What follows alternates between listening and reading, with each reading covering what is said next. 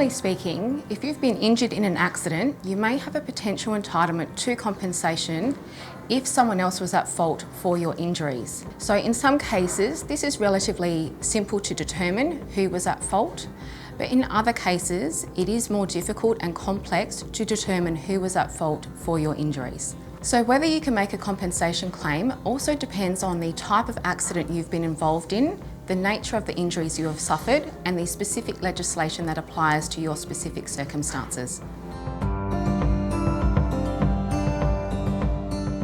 So if you've been injured in an accident and have a reasonable prospect of pursuing a successful claim, then yes, you should have legal representation. So the reason for this is that usually a person who does have legal representation achieves a better outcome and entitlement to damages than compared to a person who does not have legal representation. The person that you engage to represent you should be a specialist in personal injury.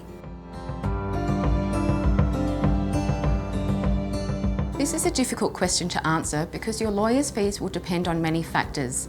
Some of those factors include how much evidence needs to be obtained in relation to your claim, the complexity of your claim, how long your claim takes, and how strongly your claim is defended by the other side.